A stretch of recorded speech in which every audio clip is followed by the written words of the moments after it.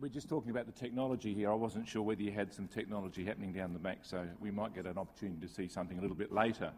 Can I start by saying that I can't remember the last time I came and spoke to people on a Saturday, because I nearly always refuse to do it. As you can imagine, I get tons of opportunities to do that, but I always refuse. But some things are more important than others, of course.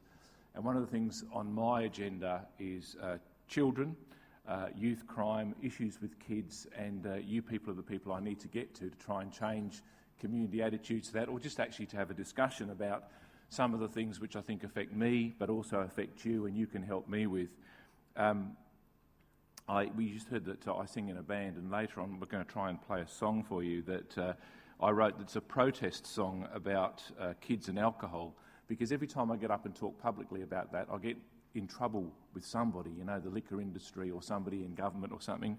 So I thought, well, one way of getting the message across is actually to sing it in a song, and then I can claim artistic licence. So we'll have a go at that later.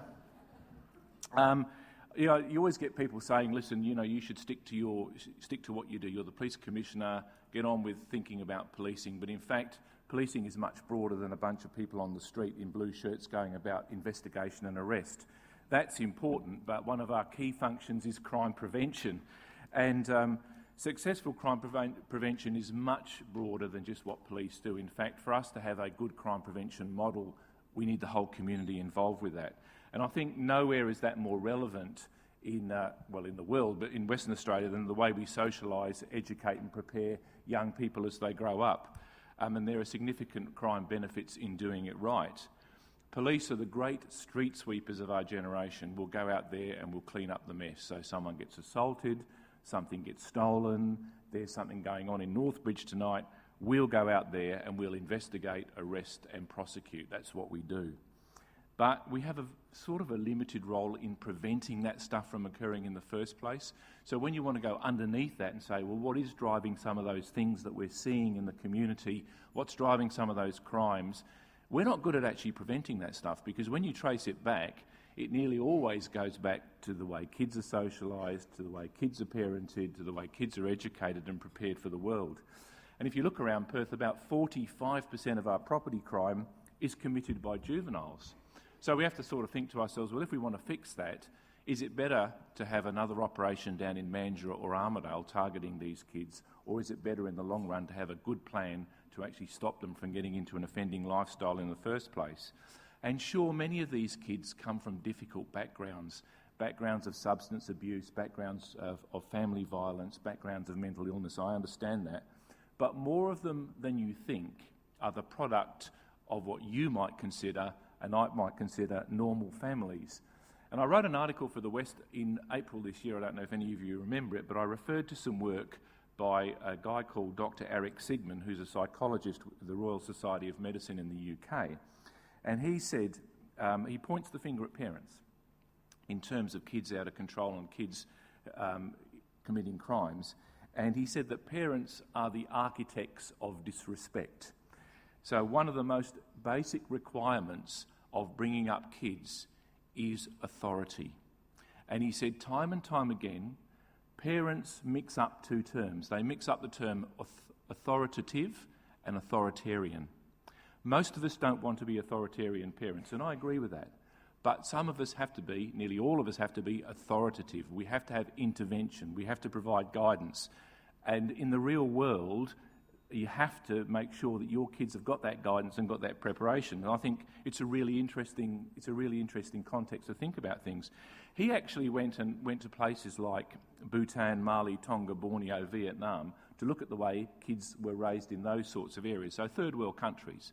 And he found that kids from third world countries have much more respect for their parents, have much more respect for their culture and the people who look after them than kids in Western countries, and kids who are, he said, exposed to the Western electronic media. So he actually blames some of this on the way that the media operate and the exposure to social media and all different types of media. It's quite, he said, and he also used the term mouthy and cocky for kids who've had a lot of exposure to Western media compared to kids who might have been brought up in a third world country. One of the things that comes up when I'm on talkback radio all the time is why don't we have the Singapore model in Western Australia where we're much tougher on kids at school, there's corporal punishment and all those sorts of things. And I keep saying it's not about corporal punishment. That is not the deterrent. That is not the way to reduce crime. It's about respect. It's about bringing up the kids properly. And if you look at Singapore culture and you go underneath the surface of it, you see that it's all about the way that kids are brought up. And he also says, controversially, I'm not supporting this necessarily, but he also says that parents ought to be more present. So he criticises parents who field their kids out to daycare. Now, of course, in a society like Australia, people have got to go out, they've got to earn money. Both parents have often got to work to pay the mortgage, but he says that's a risk factor for us.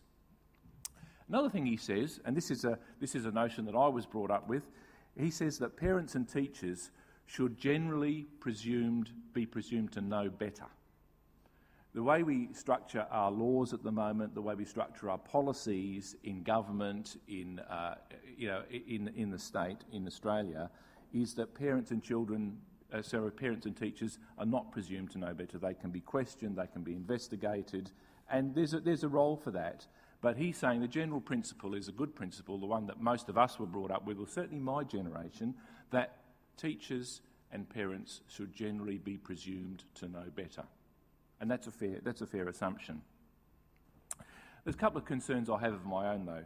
One of the things I noticed, and I spoke to the parents from the Catholic education system a few months ago, and I said to them that my experience is many parents cannot bear the thought of their children being disappointed. And they compensate for them being disappointed or failing. So, for argument's sake, when we go to schools these days, even kids who lose races get prizes. Now, that's okay. It's all about participation, as we say. But no one gets a prize for losing in the real world, do they? And sometimes it's okay to lose, and sometimes it's okay to feel disappointed, and you have to deal with disappointment, because once you leave school and enter the real world, you are going to lose sometimes, and you are going to fail, and you're going to be disappointed. And we are not preparing our kids to deal with that disappointment because we are paranoid about them being disappointed or feeling down. We've got to do something about that. And I think what Sigmund says about that is it's part of our guilt complex. You know, we're absent so often. We're so busy doing doing the things that we do in our daily life, working, earning an income, trying to bring up kids, that we feel guilty and we want to make sure that kids have everything that they need, and we overcompensate for that sometimes. I also said to the West yesterday, the West Australian, because they rang me about this, there was a very small article in the newspaper this morning about it. I said that I'm also concerned about what I call cotton wool policies, and I think the West referred to bullying policies. Now, bullying policies are fine. We've got to protect our kids from bullying. We don't want them bullied. There's got to be a system to manage that.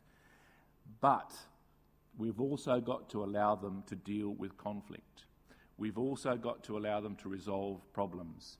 Because when you don't, you get problems later on the street. And I always talk about the Northbridge issue. You see a lot of young people out there, and they're not kids anymore, they're 18, 19, 20, who respond to provocation disproportionately. So you see things like glassings out there, serious assaults, people getting one-punch attacks. Now, if you look beneath those one-punch attacks and those glassings, nearly always the provocation for the attack is tiny. It is an insult by somebody passing by. It is someone knocking a glass out of somebody's hand. It is not a violent provocation, it is a minor provocation. And what we see is an escalation from something really minor to something really serious, because many of these people have never learnt to resolve conflict. They've never been in that situation before. And I think that we have to think about these things in terms of bringing up our kids and let them be exposed to a bit of toughness and let them respond to that so that they can learn to do that. You have to be there to intervene at some stage. I guess if we are, and I'm going to talk about alcohol and kids very shortly because I think that's very important, if we are giving our kids what we think they want, if we're trying to feed instant gratification, which we do a lot in Western society, then it's not surprising that when it comes to approaching consumption of alcohol that they approach it in the same way, that they approach it from an instant gratification way They want to get it and get something from it very quickly. And I guess that probably is partly an explanation of why we have a binge drinking culture. I call it determined drunkenness, and I'm going to talk about determined drunkenness in a little while. If the demands on parents extend to kids asking you for alcohol, then the statistics show, and if we consider that alcohol is a drug, then the statistics show that parents are the primary drug dealers in this particular type of drug. I made a lot of noise this week, as you would know, about liquor stores not asking for ID for young people going in the shops, because I was concerned, and I still am concerned, about the ability for people under 17 to get access to alcohol through liquor stores. But in fact, you guys outstrip the liquor stores in the supply stakes for alcohol 20 to 1. All right? So most of the kids who we survey and who the research surveys say, we got it from mum and dad. And mum and dad often think that it's okay to give their kids alcohol because we want to teach them to drink responsibly. That's one way, one thought we've had. I've been in the same situation. You heard I've got 4 kids. I had to deal with that on the way through as well. We also sometimes are so paranoid that if we don't let them have access to alcohol, they might go to something more serious, like cannabis or some of the other drugs. So we compensate that way. And it's a whole bundle of misinformation that comes into the mix that means that parents end up being the primary suppliers of alcohol to kids under 18 years of age. A close run second to you is friends and family. You would also know that we've started to talk a lot about a law called secondary supply law, which would mean that if your kids go to someone else's place, that person could not supply them with alcohol unless you've given them specific permission. So the secondary supply laws don't prevent parents from giving alcohol to their kids. What it does is prevent other people from doing it if they go to their friend's house, parent's house, or they go to a party somewhere. But what it does also, if you've got kids coming to your place and your kids are bringing friends over and they're all 16 years of age, it empowers you to say no. Instead of having to say, look, I don't think it's very good for you, and you know it's probably not, you can actually say, actually it's against the law, so I'm not going to do it. So one of the things I said to the liquor review people on this is that even if we don't prosecute anybody, what it does is it empowers you to say, no, this is against the law, you're not doing it in my house, and I'm not being the architect of it here. So I think that makes a big difference. I've also spoken a lot about marketing of alcohol to children because I think that the drinking culture amongst young people is fueled by the marketing, and we see a lot of that. And you can check out any examples of that on the web. You can check out examples of that on the TV. Watch live sport. I'll get to that in a minute and see what sort of impact the alcohol ads have. But a lot of kids get exposed to this. I looked at one of the things that really surprised me on Anzac Day this year is the Victoria Bitters, the beer, ads around Anzac Day, and they had got Major General Peter Cosgrove, who's a very well-respected military person, to almost extend a call to arms to the community, say, turn up on Anzac Day, turn up and honour the fallen soldiers, be there for your country. And while he's saying that, he's got 2 glasses of Victoria Bitter in front of him. In other words, that's got to be part of that. And one of the things that we see people like VB and Carlton United Brewery do is they align a lot of their advertising to wholesome things, to sport, to honouring the fallen, because it gets people in, and it certainly can get kids in when they can see those sorts of ads. And bear in mind that these types of ads are shown in primetime TV, so your kids are not protected from them because there is an anomaly in Australian law that means that alcohol companies can't advertise on TV until 8:30 p.m. at night unless it's during a live sport broadcast, right? And when I brought this up with the federal people, because it's a federal responsibility, it's not a state responsibility. When I brought this up with the federal people, Carlton United Brewery wrote to me and said, what the Commissioner of Police in Western Australia is doing is he's trying to prevent us for advertising our product to ordinary blokes. Right, not blokes and Sheilas, which is, I think, is that the opposite? Blokes, not girls and, not blokes and Sheilas, just blokes. Ignoring the fact that when you watch the cricket, and it runs all day, like, when the cricket's live in the summer, or when you watch the football on a Saturday afternoon, there are tens of thousands of children also watching all of that stuff. And images of people taking marks and hitting boundaries juxtaposed against these things in the background.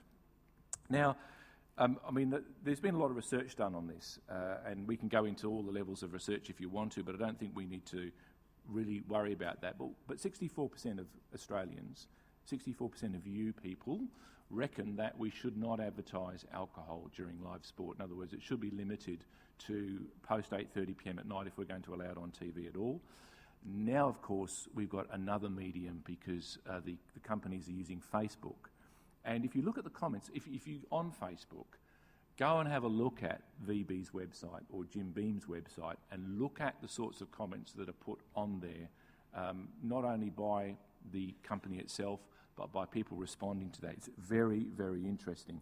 Apparently only 4% of Australians know how to complain to the Advertising Standards Bureau about alcohol ads. They're not allowed to do certain things in ads. There's a very strict code of conduct, and I've complained a lot about that over the years and had some success.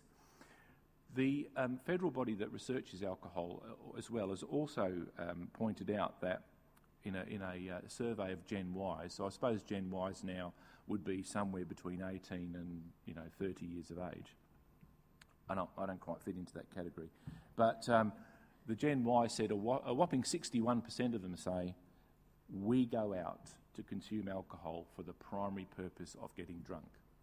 Not every generation of people has gone out and got drunk. Every generation has gone out and enjoyed themselves and gone too far and done all those sorts of things, including me. However, the previous generations didn't have the same level of determination to drink just to get drunk. And so when you look at the way that younger people behave these days, you find that one of them does nothing, has nothing at all, and gets them home. So they're more responsible, perhaps, than our generation was when we were trying to get home in the 1970s or 1980s. I won't ask for examples of that. But the rest of them are going to get obliterated, and you see that very often in the entertainment precincts. And one of the problems that we have, of course, with large liquor barns and premises like that is it's very difficult to know what's going on in there. They're dark. There's lots of people, and people can drink too much and get away with it. So that's an interesting statistic for us. 79% of you believe that we have a problem with alcohol consumption in Australia, and about the same number of you believe it's going to get worse rather than better. So in other words, we don't have any particular solutions for it. There are some solutions. Many of them are unpalatable. The first one I've suggested to you, do something about bringing up kids. Make sure they get the right education. Don't believe that it's okay to give younger, 14, 15, 16-year-olds alcohol because it gets them into a culture of responsible drinking. It does not. And a lot of medical evidence now says it actually interferes with what they call the frontalisation of the brain. So you need to think about that as well. But advertising will have to be dealt with. Availability will have to be dealt with. The types of products that are sold nowadays, if you go into a liquor store and have a look at the types of products that are available to your kids, they're attractive, they're colourful, they're sweet, they're high sugar, so high alcohol content. And the other thing which will have to be dealt with eventually, and this is not my bailiwick, is pricing. Because we know from the campaign on tobacco that pricing is one of the main deterrents for people for consumption of anything, really. On the Friday before Father's Day last year, I had a flick through our daily newspaper. This is a really interesting thing, to find out how interwoven alcohol had become in our culture. I said to the people that I work with, I bet you that the industry will be encouraging people to buy liquor for their fathers for Father's Day. Now, granted, not everybody who's got a father is under 18, but many people are. And the following is an extract from an article I wrote for The West, which they actually refused to print.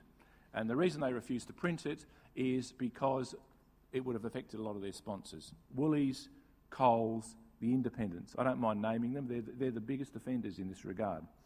There was this is the day before Father's Day.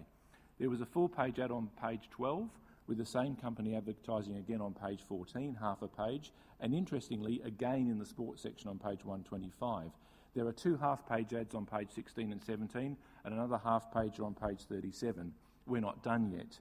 There is a full-page ad on page 40 with the cheery salutation, Happier Father's Day. There is an ad in the pre-game section on page 9, a full-page ad on page 91 and 93, another full-pager on page 99 and a smaller one on page 96. The messages, of course, are all around Father's Day, and Dan Murphy's had the logo, "It's only rarely that a gift is more acceptable than wines, liquors and spirits." Really? Really? Is that really what we've got to? Okay, so we should be asking ourselves exactly who is this advertising aimed at? And there's plenty of evidence to prove that kids as young as 12 or 13 are affected by advertising. Probably not all of them read the West, but it is an issue. And I complained about that ad that said, "Have a happier Father's Day," and the compliance group in Canberra upheld my complaint, and I think it was BWS, and so they were told to withdraw the ad, but of course it was only for Father's Day, so it was a bit of a pointless exercise in the end. Just in case you want to know how much we spend in Northbridge on dealing with alcohol problems, it's $3.6 million of your money every year just to respond to those sorts of issues. So true crime prevention means working upstream, doesn't it? And we can't abrogate our responsibility. I know I've spoken about bringing up kids so far, but let me talk in a practical sense about how we're responding to some of the problems of kids. Because last year, in this precinct, in the Burswood precinct, there was a very high number of robberies and stealings in the car parks at night. And as you know, if you're going over to where the Burswood Dome is or was, it's dark there at night, and there's lots of cars parked in there. And as soon as I said, I'm going to pick these kids up and take them away, I triggered a lot of corporate immune systems. People got nervous about it. What are we going to do with these kids? We never tackled this issue before. Bearing in mind that it's not just my issue. There's a whole bundle of NGOs, non-government agencies, and government agencies out there that are responsible for that. And so we went out to try and find out what was going on in the Burswood precinct and generally around Perth, and established a program called Operation Safe Place. Now, Operation Safe Place means that we can pick up kids who are kids are under the age of 18, but kids who we believe are at risk out on the streets at night. Now, you'd probably have to agree that a 11-year-old or a 12-year-old or a 13-year-old in the Burswood casino precinct at 1 o'clock in the morning is at risk. I would have thought so. I had a bit of a challenge convincing some people that was the case, but that's the way we went. And we started to intercede. And in the program, we picked up 437 kids over the summer period in the this entertainment precinct. And of those 437, we returned 351 of them to a responsible adult, because that's our responsibility under the Children and Communities Act. So the first thing we do is we try to get them to a place where they're safe. They're not necessarily their parents, because they're not often safe at home, some of these kids, so we took them to a place that was safe. Of those 437, we placed 351, so the remainder had to be found a place to go, and that's what the Safe Place is for. It's operated by Mission Australia, and we take those kids to that place. And more females were picked up than males, which is quite interesting. The youngest child was 9. They're often in company with older siblings, of course. 62 of them were Aboriginal kids, 24 were Caucasian kids, and 2 were from other ethnic groups. Anyone that's worked in the industry, none of these figures will come as a surprise, but it is a risk. Of those children, 52% were affected by alcohol, 27% had cannabis on them, 6% were carrying methamphetamine. So it's an issue for us, and obviously what happened in the Burswood precinct here is that the crime rate went down because we took the kids out and we took them back to responsible people. But the long-term management of some of those kids is difficult. So who's going to deal with that? Who's going to make sure they're not out in the precinct the next weekend or on the streets the next weekend? Most of the travelling they were doing was by rail, so it was on the Armidale to Burswood line here. So that's how they were getting in and out. If you look at children's courts charges in Australia, just to give you an example of the sort of trouble these kids get into, about 16% of them are charged with offences where someone has an injury caused to them, so an assault or something. About 14% get charged with a theft-related offence, and about 12% with a burglary-related offence. So they're committing quite serious offences out there.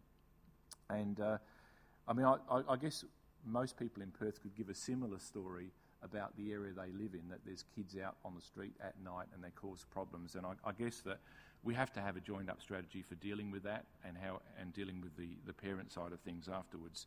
And as I said, you have to be careful the way you roll these stats out, because a lot of these families suffer from mental health, substance abuse, a whole range of issues which are really complex, violence, sex abuse, all those sorts of things. But we've got to have a system in place to deal with them. Otherwise, we're not going to get on top of that. The other thing that I wanted to mention is that we've been working pretty closely with the Telethon Institute for Child Health about what we call overlapping risk factors, because where there are high rates of juvenile crime, it won't be surprising to you that there are high rates of other things going on. So high rates of family violence, for argument's sake, high rates of drug abuse amongst the families. And so the other thing which came out of the survey by the Telethon Institute, and there's about 5 key areas in Perth where these things are high risk factors.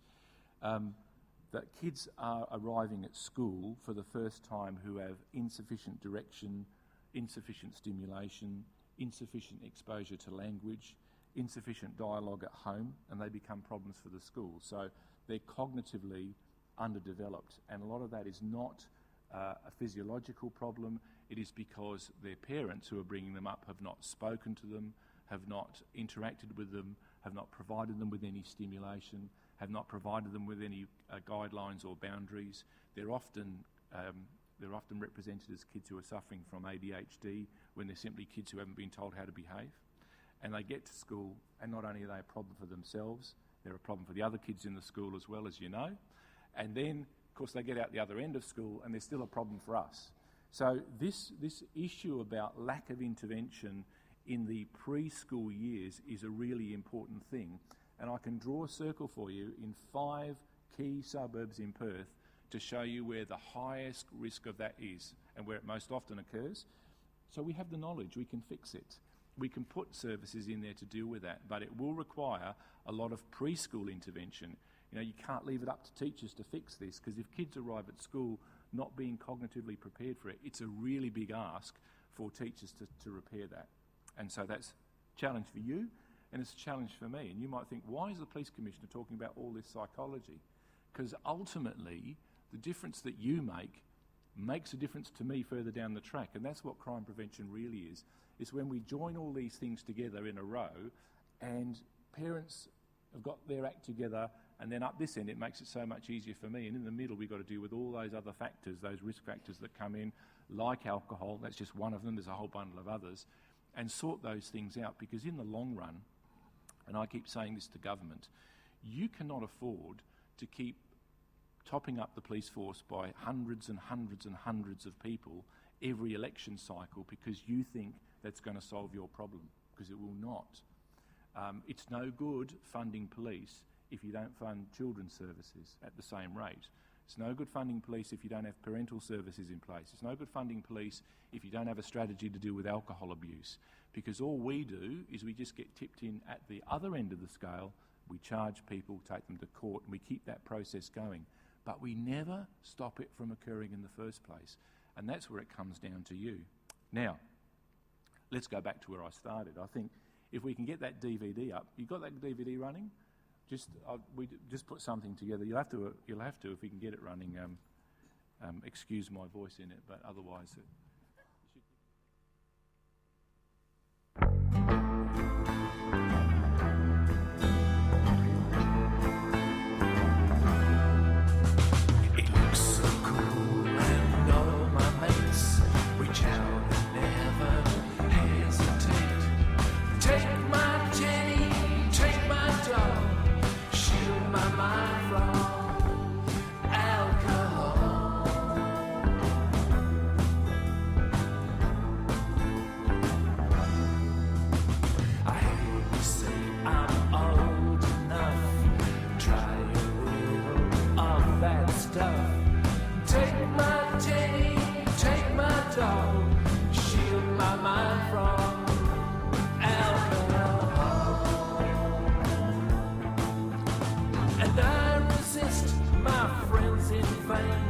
so twist the paths inside my brain.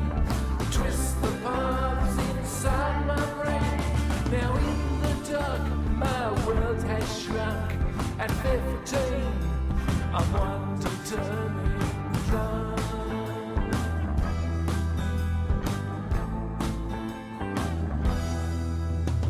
I must be liked, I must feel wanted. Don't let me feel alone and haunted. Take my teddy, take my doll, shield my mind from alcohol. And I resist my friends in vain, so twist the parts inside my brain, twist the parts inside my brain. Now in the dark my world has shrunk. At 15 I'm one determined drunk.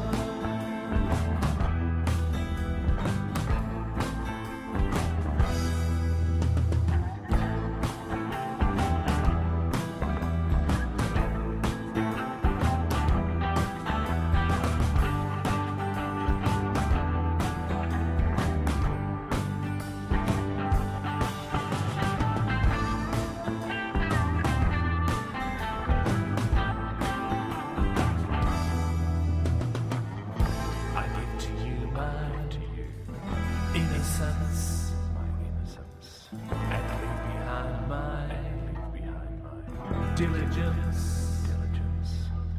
Take my teddy, take my doll, shield my mind from alcohol.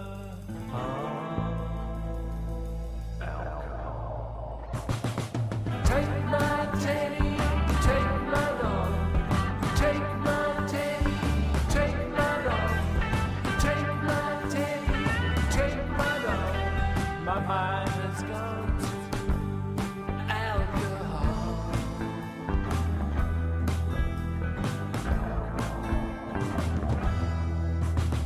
Take my teddy, take my doll, take my teddy, take my doll. My mind has gone to alcohol.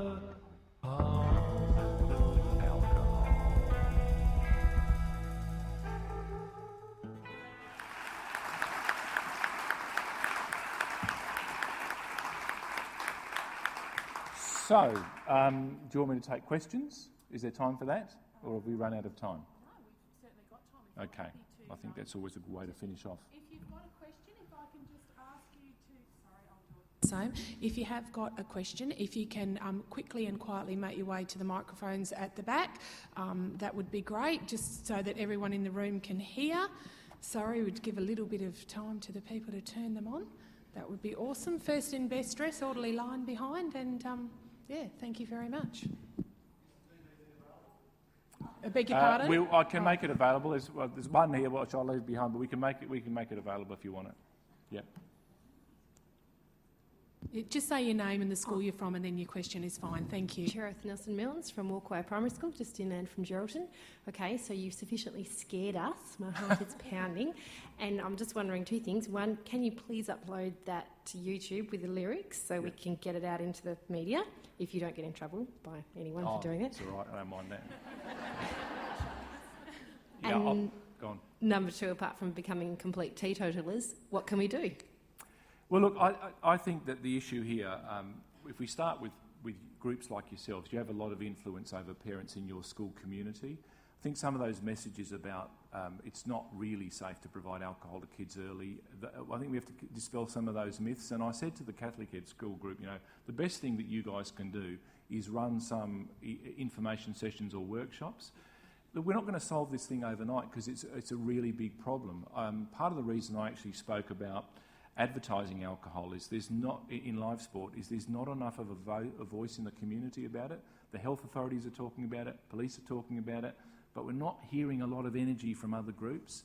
And if you want to get behind that, then write to your federal politicians and say, we don't want this to occur anymore. We want you to do some things in the long run for our kids. You know, that's the sort of things that I'd be advocating for. Advocacy, and also providing the right sort of information to your children in your community.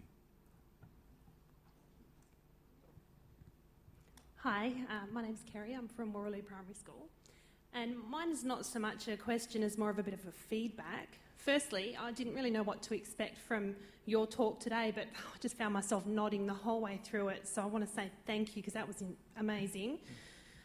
Also, our school has a very low socioeconomic environment, our community does, and we had an issue with some vandalism in the town. And I just want to commend your officers. We rang them, they came that day, they came and spoke to us at the school and organised a time to come back and talk to the kids face to face about the effects that this has on a small community. And that was totally initiated by them. We thought it was fantastic. We didn't really expect it. So I just want to say they are out there doing what you're wanting them to do, and they're doing a really good job. I have them stop because I live on a property and we've had a bit of an issue in our area. I had them stop on a weekend and introduce themselves to myself and my family.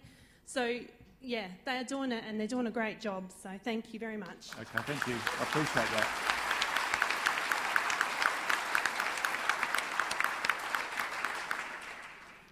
Yes, hi. My name is Yvonne. I'm from Lockridge Senior High School. My question is, while we've seen the ads on television in regards to teenage drinking and alcohol and the fact that it can also cause cancer, my question is, which is an unknown factor amongst the wide population, I actually look after someone, I'm a full-time carer of someone that has an alcohol-related mental impairment. And it was caused through lack of B1 in the system because of alcoholism becoming a, it just gets worse and worse unless it's corrected. But nothing, this symptom that he has could have been actually picked up by a simple blood test on admission to hospital when he actually fell down and no one could explain why. The medical people, the medical field that I spoke to, he has now got permanent brain damage. He was a full-time plumber, earning a big income, and now he's on a disability pension. The specialist that I spoke to when he was going through rehab, which included walking, speaking, talking and feeding himself and life skills, they don't understand why people that are... it's Wernicke's-Korsakoff is what he has. It's a vitamin B1 deficiency in the system, and for all intents and purposes it's very hard to diagnose because it just appears as drunkenness.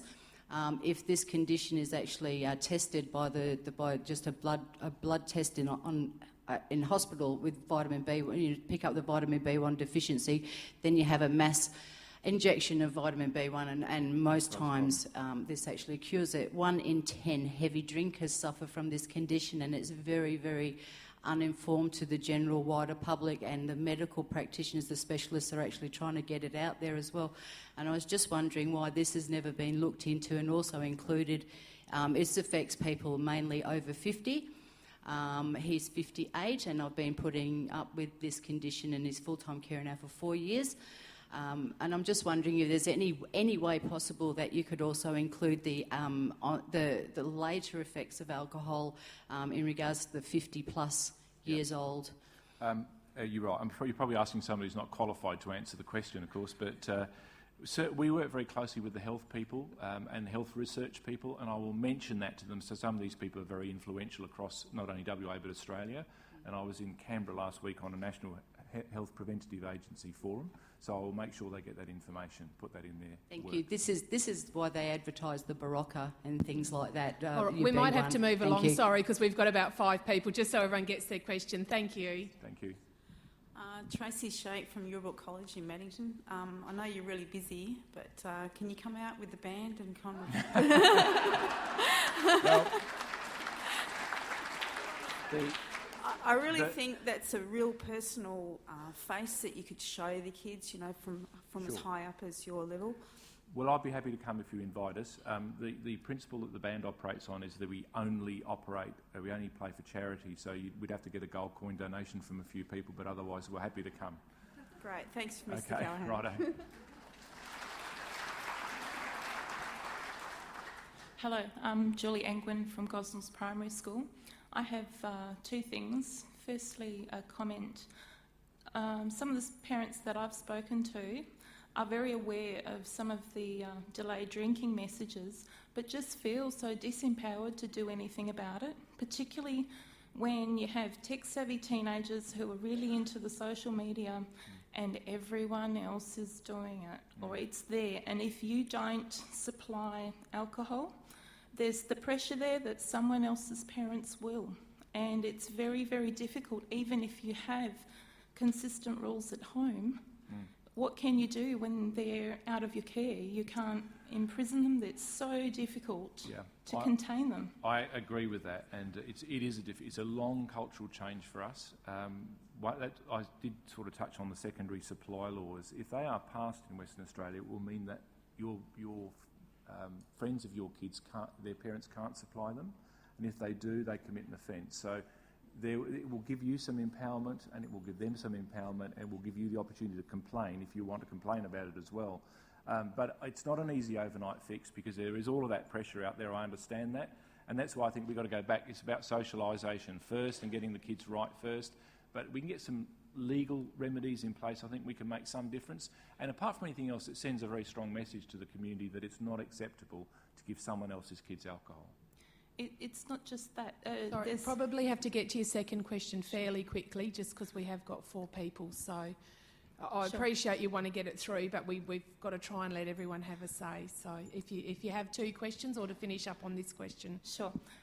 The other thing was that the precepts of the later part of your talk, where you tied in the early intervention from the health and social welfare as a spillover into the school and justice systems, they were the precepts of the Gordon Inquiry. I don't know whether you're familiar with that. Marjorie Gordon, that was back in 1983. Yes. And look, behind the scenes, I've been talking to government a lot about trying to do what I call more balanced investment. So don't keep investing in the courts and police end of the spectrum all the time. Balance it across the spectrum and make sure the other government agencies and other NGOs that should be responding in the early end of the spectrum have got the money and the capacity to do that. So there is that dialogue going on now, and I'll keep at it for you. Thank you. Okay. My name's Leanne, I'm from Geraldton, and the Australian Drug Foundation actually has a link to the lobby group that I can't remember the name of, and you might remember or know, and their whole purpose is to lobby government about alcohol and alcohol reform. Can you remember what that's called at all? No. If you go onto the Australian Drug Foundation website, it's a resource for everyone, and you can get a link and they send you updates, and they tell you things like about the advertising, about secondary drug laws. So for parents, it's a really good resource. That's all I want to say. It's the Australian Drug Foundation, and I can't remember the name of the lobby group, but there's a link there for it. Okay. Hello, my name's Tiffany Quilter, and I'm from Yangerbrook Primary School. My question is, if secondary laws were brought in, what would be the penalties for parents or my neighbours giving my children alcohol? What would your personal view be? There are some general laws under the Liquor Control Act. Most of the general offences are about a $2,000 fine.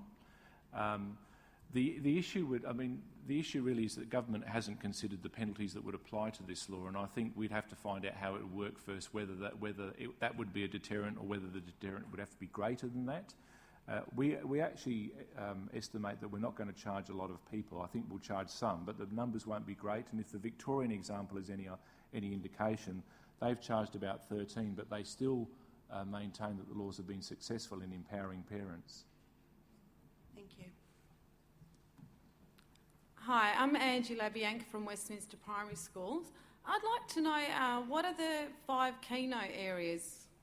Like you explained, there was certain areas where this was a main problem.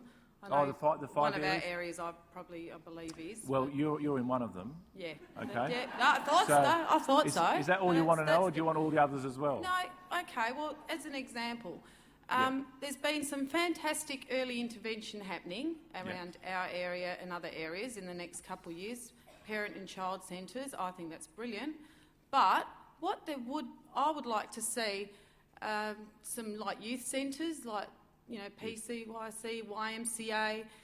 You've got dodgy skate parks in the area left unattended. I have seen a lot of alcohol bottles and syringes lying around.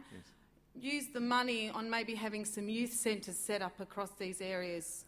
I've had a talk with the new CEO of PCYC, in fact only a couple of days ago, and they don't have a footprint in your area, and they have footprints in the western suburbs, and I've suggested they shift some of their resources to the places... Side of Wanneroo Road? Yeah. So awesome. we're going to do that. I don't own the PCYC, they're an incorporated body, but I understand that they're wanting to shift their focus to places like Westminster, Mirrabooka, Balga, Clarkson's another area they want to focus on because they've got nothing really north of the No, they don't. north of the Scarborough Beach Road, as far as I'm aware. Oh, excellent. Thank you. Okay.